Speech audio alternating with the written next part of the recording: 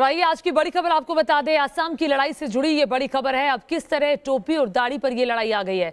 आज पीएम मोदी ने बदरुद्दीन के बेटे के उस बयान को मुद्दा बनाया जिसमें उन्होंने कहा था कि असम में इस बार टोपी और दाढ़ी वालों की सरकार बनने जा रही है। विपक्ष ने असम का अपमान किया। प्रधानमंत्री नरेंद्र मोदी ने सीधा निशाना साधा और कहा कि वोट के जरिए जनता विपक्ष को जवाब दे। बदरुद्दीन के बेटे पर प्रधानमंत्री मोदी ने पलटवार किया अपनी रैली के दौरान। और आइए एक रिपोर्ट आपको दिखाते हैं। ये धरती है असम में फिर एक बार एनडीए सरकार আমরা উন্নতি সরকার হইব আমরা দাড়ি টুপি লুঙ্গি আলা মানুষের সরকার হইব। सुना आपने, असम में मुल्लों की सरकार का जिक्र हो रहा है। असम में दाढ़ी टोपी और लुंगी की सरकार की बात हो रही है। ये कोई और नहीं बल्कि बदरुद्दीन अजमल का बेटा अब्दुल रहीम अजमल है, जिसके विवादित बयान असम के सियासी गलियारे में गूंज रहे हैं। এগু মানুষের আপনান্তর সরকার হইব আমরা উন্নতি সরকার হইব আমরা দাড়ি টুপি লুঙ্গি আলা মানুষের সরকার হইব আমরা দাড়ি টুপি লুঙ্গি আলা মানুষের সরকার হইব। बदरुद्दीन अजमल के बेटे के इस बयान का जिक्र प्रधानमंत्री नरेंद्र मोदी ने असम की रैली में भी किया। बक्सा के तामुलपुर में रैली के दौरान पीएम मोदी ने असम के लोगों को आगाह करते हुए एनडीए के पक्ष में वोट करने की अपील की। कुछ लोगों ने घोषणा कर दी है, उसमें दो बातें हैं। एक तो उसमें उन्होंने मान लिया है कि ये चुनाव वो हार चुके हैं और अगली सरकार कैसी बनेगी, वो सरकार वालों ने क्या पहना होगा, उस सरकार वालों ने क्या दिखते होंगे, इसका वर्णन किया है।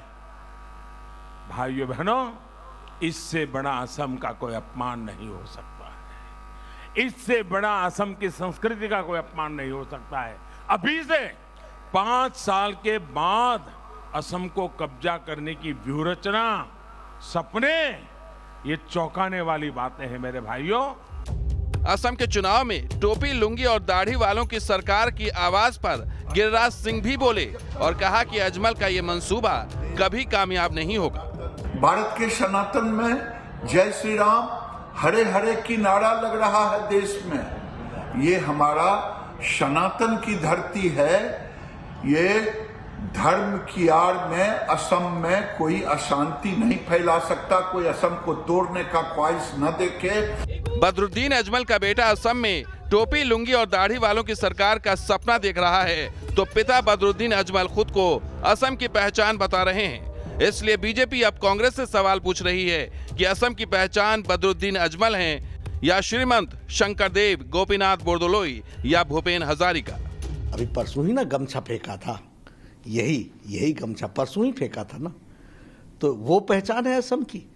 या असम की पहचान हमारे महापुरुष श्रीमंत शंकरदेव हैं, हमारे गोपीनाथ बोरदोलोई हैं, हमारे भूपेन हजारिका हैं।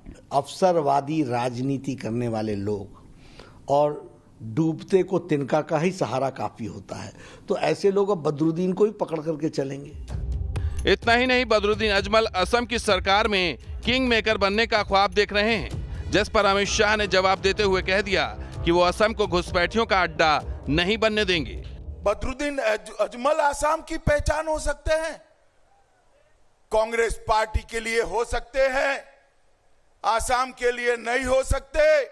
शंकरदेव के सत्रों की भूमि को जिस घुसपैठियों ने बदरुद्दीन के आशीर्वाद से हड़प किया था, वो बदरुद्दीन के साथ एक कांग्रेस पार्टी, बदरुद्दीन के साथ एक कांग्रेस पार्टी समाधान कर असम में दूसरे दौर का मतदान हो चुका है।